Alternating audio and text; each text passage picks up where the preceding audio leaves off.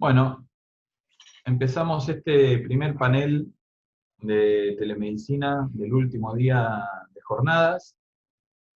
En esta ocasión vamos a tener a 3 oradores. El primer turno es para Santiago Frid, que es médico endocrinólogo, también es especialista en informática en salud. Actualmente se desempeña como jefe de residentes de nuestra residencia de informática en salud y es jefe de trabajos prácticos de informática en salud e inglés médico avanzado en el Instituto Universitario. Santi, media hora, todo tuyo. Perfecto. Ahí comparto pantalla. ¿Se ve bien ahí? Perfecto. Bueno, gracias Fer por la introducción. La idea es que vamos a hablar un poco de la evaluación de la implementación de un consultorio online de demanda espontánea. Vamos a hablar primero una introducción, materiales y métodos, cómo fue la implementación, el uso de la herramienta, el seguimiento de nuestros pacientes, lo que fue la satisfacción, el impacto que esto tuvo sobre las consultas presenciales, y luego vamos a finalizar con una discusión y unas conclusiones al respecto.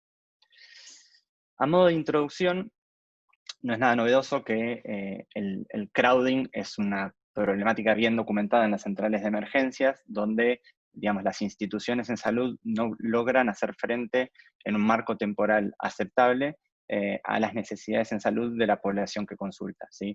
Hay mucha evidencia de esto, y como un ejemplo de lo que puede llegar a contribuir a esto, vemos que en Inglaterra, en 11 años, entre el 2001, 2002 y 2012, 2013, aumentaron un 26% las hospitalizaciones potencialmente evitables, y en un periodo similar de 8 años, las llamadas a los servicios de emergencias aumentaron un 62%, o sea, llegaron a 9,08 millones al año.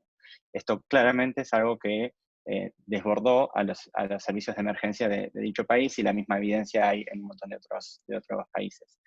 Y nuestra central de emergencias de adultos del hospital italiano no está exenta de este problema. En general, en el área de menor complejidad, que se llama el área B, que es básicamente un área de demanda espontánea, tenemos entre 400 y 500 consultas diarias, y lo que es interesante es que más del 60% no se le realiza ningún estudio complementario. Es decir, son consultas en las que solamente con un interrogatorio y eventualmente un examen físico, la consulta esa se resuelve y el paciente se va luego a su hogar. Entonces está claro que necesitamos una nueva estrategia de gestión que nos permita un uso racional de los recursos. Vamos a poner el puntero. Cuando hablamos de telemedicina prehospitalaria, es lo que es la provisión de cuidado o realización de procedimientos antes de que los pacientes lleguen al hospital, ¿sí? Y esto incluye tanto casos no urgentes, como puede ser triage de pacientes a distancia, muchas veces realizados por profesionales de enfermería; telepresencia hospitalaria, que si bien no es netamente prehospitalaria, el paciente ya llegó al hospital, pero no es atendido por el canal habitual y dentro digamos, consumiendo los recursos de los profesionales que están dentro del hospital, sino que a través de ciertos instrumentos digitales y de una teleconsulta se puede atender al paciente de forma virtual, digamos, evitando ese crowding. Luego está lo que es la telemedicina prehospitalaria en ámbitos rurales, insisto, muchos casos no urgentes en los que se logra evitar derivaciones innecesarias, se puede dar necesidades con especialidades que quizás no están cubiertas en ese ámbito.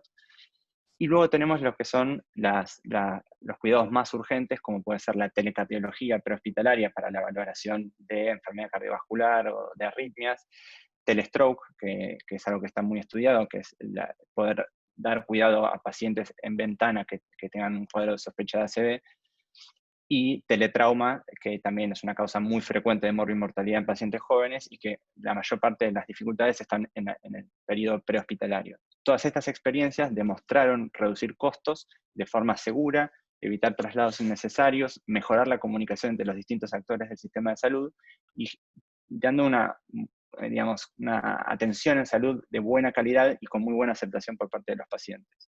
Nuestra propia experiencia: empezamos con las consultas no programadas en 2018, el proyecto se llamaba Telegripe, que era básicamente unas teleconsultas instantáneas, abocadas más que nada a consultas, o en realidad únicamente a consultas respiratorias, en las semanas epidemiológicas en las que se esperaba un brote mayor en el año 2018. Y ahí vimos que tuvimos 218 consultas efectivas, con una tasa de valoración presencial a 14 días baja del 11,9%, sin hospitalizaciones, pero empezamos a ver que había muchos pacientes que consultaban por motivos no respiratorios, o sea que había necesidades no resueltas en los canales de atención existentes. Entonces, básicamente, acá presentamos un estudio observacional, descriptivo y analítico, una cohorte retrospectiva, que es una prueba piloto de una nueva herramienta, donde incluimos 7 meses, de enero a agosto del año pasado, las consultas por telemedicina, y las comparamos con las presenciales en la misma ventana y un periodo preimplementación de junio a diciembre del año anterior. Seguimos a los pacientes a 14 días para valorar reconsultas presenciales, internaciones no programadas y mortalidad intrahospitalaria. Y esto, motivo por el cual fue bastante, digamos, posible obtener estos datos, es porque tomamos pacientes mayores de edad afiliados a plan de salud, nuestra prepaga institucional, con lo cual son pacientes que están dentro de nuestro ecosistema y los tenemos dentro de nuestro sistema de información, que tengan un portal activo y que hayan utilizado la herramienta. Obviamente que excluimos a quienes no han tenido una comunicación efectiva o no se han podido registrar los datos mínimos necesarios. Bueno, en lo que es la implementación, entonces, y tocando un poco algunas de las dimensiones y componentes de los sistemas, lo que fue la capacitación, convocamos a médicos y realizamos capacitaciones, ya sea en PDFs, videos y presenciales. En lo que es la dimensión de infraestructura, trabajamos equipando la PC destinada al proyecto de teletriage, que luego lo tuvimos que mover y a medida que se fue ampliando el proyecto. En lo que es soporte, definimos un nuevo circuito de soporte vía la mesa de ayuda institucional, tanto para pacientes como para profesionales. Utilizamos un código de práctica de las consultas presenciales, y esto tiene que ver con el financiador, que era un financiador propio, digamos, que era Plan de Salud. En lo que es la capa administrativa, además de lo de los códigos de práctica, también creamos una agenda de demanda espontánea de telemedicina, digamos, específica para este proyecto, a la vez que en términos de registro clínico, creamos una ficha estructurada en historia clínica, que fue la que nos sirvió como base de datos secundario para este proyecto.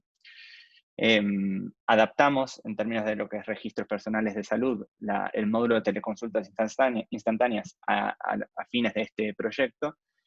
Creamos logs para el armado de tableros de gestión, que si bien no llegaron a estar listos durante este proyecto, fue lo que nos sirvió para posteriormente poder gestionar mejor todo lo que es el subportfolio, y particularmente las teleconsultas instantáneas. Hicimos una difusión del canal de atención por todas las vías institucionales que tenemos, y hay que decir que lo que fue la gestión del cambio con los profesionales de la salud estaba facilitada a expensas de las experiencias exitosas previas, donde ya no hubo que convencer tanto a los profesionales, sino que fueron más fáciles de convocar, y de hecho empezamos con cerca de 15 médicos que atendían y terminamos cerca de 40. En cuanto al uso de la herramienta, antes de anunciarse, tenían que responder estas 2 preguntas los pacientes, que si bien entendemos que es un cuestionario autorreportado, nos servía para entender si estábamos dando respuesta a una necesidad existente, o si estábamos creando una nueva necesidad, que era un gran miedo que teníamos al hacer tan accesible este canal de consulta. Y vemos que ante la pregunta de qué hubiesen hecho si no existiese el canal de comunicación, o si, en el gráfico de la derecha, si no lo llegan a resolver por esta vía, la inmensa mayoría habló de que concurriría a una consulta presencial, ya sea programada o, más que nada, no programada. Son muy pocos los que refirieron que no realizarían ninguna consulta si este canal no existiese. Entonces tuvimos 1.664 intentos o intenciones de uso de la herramienta, pero hubo 346 que no, digamos, contestaron este cuestionario y no iniciaron luego efectivamente la teleconsulta. 1.318 teleconsultas iniciaron, es decir, que los pacientes se anunciaron. Ahora vamos a ver un poco esto, porque tuvimos 479 casos de falta de efectividad en la comunicación, o también dificultades con el registro clínico, y nos quedamos con 839 teleconsultas efectivas. Es interesante que en la comparación, digamos, de al menos estas 2 variables demográficas, entre la cohorte presencial y la cohorte virtual, fueron muy similares en términos de edad, ¿sí? Con una media de 50 y 54 años, y el porcentaje de sexo femenino, que si ven es entre 62 y 64%. En general en la bibliografía, las personas que ante las dos vías eligen la vía virtual suelen ser más jóvenes que los presenciales y más frecuentemente hombres. Y cuando vemos los tiempos de espera para la atención, también resulta muy significativo que la mediana era de 52 minutos a nivel presencial y en lo que fue la teleconsulta no llegaba a los 4 minutos de espera. Cuando vemos el tipo de consulta, si bien hubo 13 casos en los que no se pudo determinar o no quedó registrado el tipo de consulta, 633 fueron clínicas y 193 fueron consultas administrativas. Los motivos administrativos, vemos que lo lideran las solicitudes, ya sean de estudios, digamos, de órdenes para estudios, recetas de fármacos o indicaciones de vacunas. Luego la información, posologías, interacciones o preparaciones. Información sobre resultados, que en este caso, digamos, es más que nada para un reaseguro o para una interpretación, porque el resultado está disponible en el portal de los pacientes, y luego los demás, ¿sí? Otros, interconsultas, turnos o certificados. Cuando vemos las consultas clínicas, 601 consultas tenían cargado un problema, ¿sí? Digamos, con terminología en la historia clínica. La gran mayoría fueron cuadros de vías aéreas superiores, luego infecciones del tracto urinario, lesiones musculares y articulares, diarrea, lesiones cutáneas y luego otros que ya eran bastante, digamos, no eran agrupables por categorías, pero sí sabemos que los cuadros respiratorios y las infecciones urinarias fueron las dos primeras causas. Y cuando analizamos las conductas de los profesionales, la gran mayoría indicó tratamiento, ¿sí? En 433 casos. Hubo 138 derivaciones presenciales, la mayoría derivaciones a la central de emergencias o a la demanda espontánea. Algunos derivaron a centros periféricos y con, digamos, menor porcentaje se derivó con un médico a domicilio o en 2 casos a una ambulancia, que ahora lo vamos a ver. Hubo 91 solicitudes de interconsultas programadas, es decir, mostrando la necesidad de derivar a otro ámbito, pero no de forma, digamos, inmediata. Y hubo una baja tasa de solicitud de estudios, 60 casos nomás, que esto se explica un poco también porque, bueno, probablemente muchos de los que fueron derivados presencialmente es con la intención de una realización de estudios ahí, ¿no? 60 serían los casos en los que se les pidió sin la necesidad de que acudan presencialmente. Cuando vemos el seguimiento a 14 días, vemos que de las 633 consultas clínicas, hubo 118 episodios de guardia relacionados, es decir, no motivo, 118 consultas ambulatorias y 40 reconsultas virtuales, ¿sí? Solo 5 casos hubo de episodios de internación relacionados, hubo un sexto, pero que no guardaba relación con el motivo de consulta virtual inicial, y hubo una sola muerte, que representa entonces el 0,16%, y tanto los casos de internación como los de muerte, como el paciente que falleció, habían sido derivados de urgencia a la central de emergencia, ¿sí? Y se había establecido todo un protocolo para recibirlo con mayor priorización.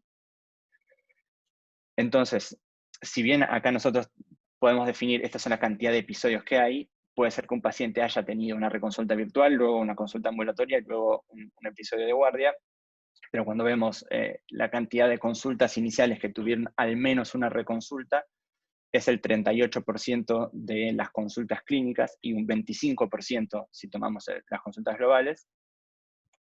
Y si sacamos las virtuales y en definitiva pensamos, bueno, lo que estábamos queriendo es descomprimir las consultas, perdón que esto lo voy a sacar, lo que queríamos es descomprimir las consultas presenciales, bueno, ese porcentaje baja al 33% de las consultas clínicas, insisto.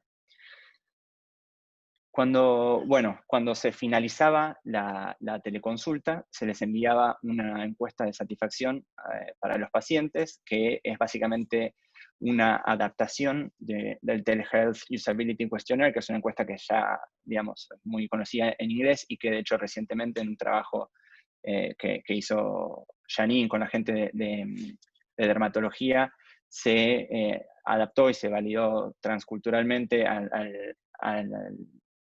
digamos, acá, Y nosotros hicimos una adaptación un poco más acotada porque era, digamos, quizás demasiado larga para que contestasen los pacientes. Y lo que vemos es que las distintas preguntas, algunas hacen relación a la aceptación de la telemedicina como una herramienta, a si específicamente están satisfechos con la herramienta en sí, si lo recomendarían o volverían a usar. Casi todas tienen más de 85% de promedio ponderado, si era una escala de Likert del 1 al 7. Y cuando hablan sobre eh, cuestiones que pueden estar más influidos por la parte técnica, como si se puede ver y escuchar bien al profesional, o si las teleconsultas son equivalentes a las presenciales, eso quizás de forma esperable cayó un poco más entre un 67 y un 80%, que de todas formas consideramos que es relativamente alto. Lo que es cierto es que cuando hablamos sobre el impacto sobre las consultas presenciales, bueno, tuvimos la situación de que quizás no obtuvimos un N suficiente como para poder ver esta diferencia, era algo previsible. Acá, cuando vemos este gráfico de arriba, es el porcentaje de, digamos, episodios de guardia sobre el total de afiliados a plan de salud. Y esto a la izquierda es el control de los 7 meses previos, y esto es el periodo de estudio, y una tendencia no significativa a que sea menor en algunos meses, pero de todas formas lo interpretamos como que fue igual. Y lo mismo si tomamos el número absoluto de consultas presenciales en el área D, esta de menor complejidad, también observamos que no hubo diferencias. Y otro postulado que nosotros teníamos era, bueno, si por telemedicina empezamos a atender pacientes, digamos, de menor gravedad o de menor complejidad, sería esperable que los pacientes que acudan efectivamente a la guardia vayan a ser pacientes más complejos, y esto lo interpretaríamos como que tienen más vales de práctica, ¿sí? Como que se les realizan estudios. Eso tampoco llegamos a observar diferencias, nuevamente interpretado porque el N que obtuvimos quizás no fue lo suficiente como para poder alcanzar eso. Entonces, a modo de discusión, realmente la aceptabilidad fue buena, ¿sí? Cuando pensamos en lo que es la creación de una necesidad o la resolución de una necesidad existente, el 70% más o menos habló de que hubiese concurrido, y de hecho a la guardia en particular. Solo entre un 5 y un 8% no hubiese realizado ninguna acción sobre el sistema de salud.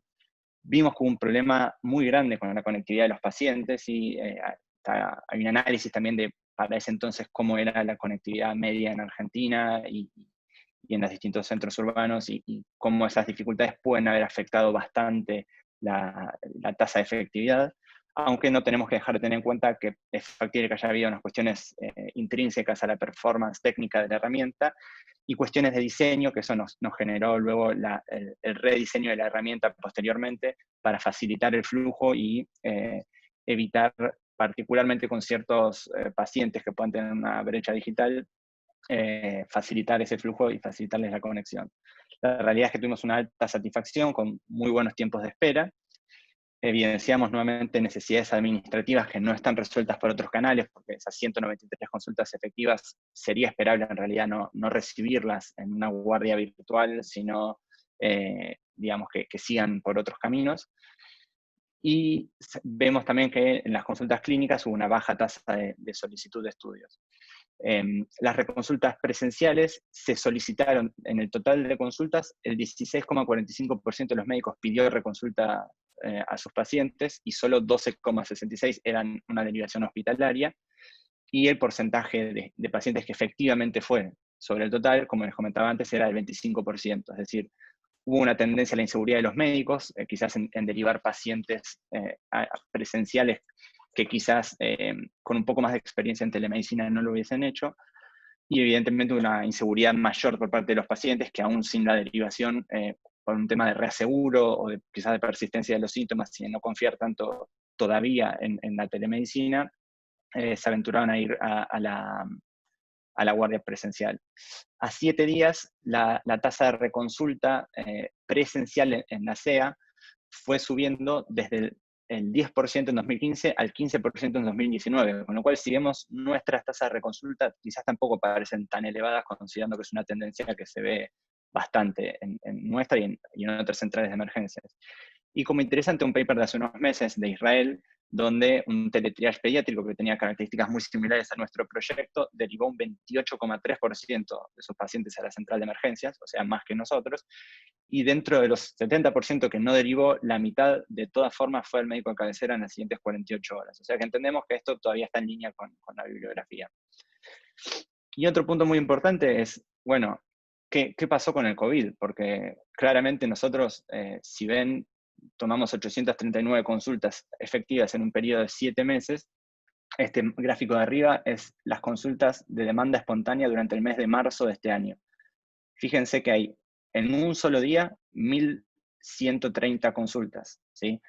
Es decir, el volumen que veníamos manejando, que era realmente mucho más bajo y aún en un horario ampliado como el que teníamos, se multiplicó y realmente consideramos que esta experiencia que tuvimos nos permitió llegar mejor preparado y hacer frente de la noche a la mañana a estas necesidades que en definitiva dieron vuelta el paradigma de atención en la guardia, que veníamos, como se fijan acá, 2018 y 2019, la cantidad de consultas que venían siendo presenciales, y fíjense cómo esto cayó en el 2020. Bueno, todo esto, toda esta demanda la absorbió este canal de telemedicina que habíamos logrado implementar de forma segura unos meses antes.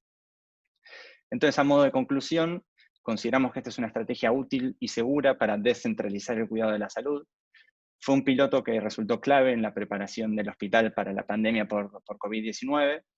Si bien la tasa de reconsulta presencial fue un poco más alta de lo esperado, está en concordancia con la literatura y tampoco es mucho más alta de la reconsulta que hay para las consultas en la guardia en sí misma. Y evidentemente tenemos que seguir trabajando sobre unas dificultades técnicas y de proceso que podemos mejorar. La conectividad de los pacientes en líneas generales en estos últimos 2 años ha mejorado. Tampoco tenemos mucha gobernanza sobre eso. Pero bueno, estas serían un poco nuestras conclusiones. La bibliografía que incluí, una parte, y cualquier cosa me pueden contactar. Así que bueno, muchas gracias a todos por su atención y bueno, estoy abierto a preguntas que quieran realizar.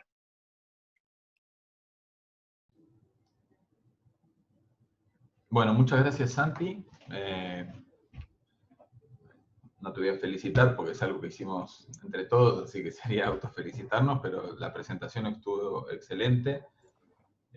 Si tenemos alguna pregunta del auditorio virtual, la pueden ir escribiendo en el chat, que yo la voy a leer. En el mientras tanto, contanos en un minuto cómo siguió después de la implementación, cuáles fueron los siguientes pasos, cómo está hoy la central de emergencias. Ok, en realidad nos encontramos como decía, con varias situaciones. La primera de todas, obviamente, la necesidad de salir a capacitar muchos más usuarios profesionales de la salud, de hacer frente a un número considerablemente mayor, y ahí también, bueno, Fer y Gianni estuvieron trabajando muchísimo para poder adaptar esto a las necesidades, a incluir nuevos financiadores que quizás nuevamente, antes era más fácil porque nuestros pacientes eran solo de plan de salud. Una vez que empezamos a necesitar reemplazar la atención global de la guardia, tuvimos que empezar a salir a trabajar con eso, ya sea desde lo que es gerencia comercial. Hubo mucho ajuste que hacer desde lo que es el trabajo con ingeniería de software, adaptar la herramienta un poco a estas distintas necesidades. Hubo que incluir un paso del administrativo en ese sentido. Muchas entidades nos obligaban quizás a tener una validación digamos, de la identidad y a generar un canje de vale manualmente por esa vía.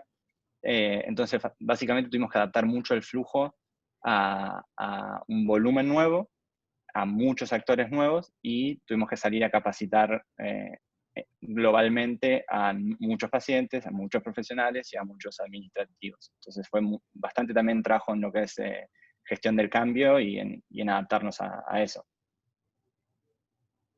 Buenísimo. Y vos hablaste de 450 consultas por día en un mejor momento, pero en la pandemia, ¿tenés idea más o menos a cuánto se llegó? 450, ¿a qué te referís? Más o En menos todo eso el teníamos... periodo de evaluación hablaste de 400, perdón. 839. Eso. ¿Tenés idea en la pandemia algún número como para comparar una vez que estuvo implementado esto? La mediana que tuvimos entre los meses de marzo y agosto era de 400 por día más o menos. O sea, Con lo por cual, día el mismo número que tuviste durante todo un periodo de observación. la mitad, sí. En 2 días hacíamos el total, sí. Con esos picos que mostrábamos, que en un solo día de marzo ya habíamos superado ampliamente la cantidad de consultas que teníamos antes. Bien. Y tuvimos picos de 1000, de hecho. Bueno, Exacto. excelente, Santi. Este trabajo fue publicado, así que el que lo quiera leer en profundidad puede buscarlo incluso en PubMed. Igual lo podemos llegar a compartir si alguien lo pide a demanda. Vamos a pasar al siguiente orador, que no hay preguntas. Tenemos solo felicitaciones del auditorio.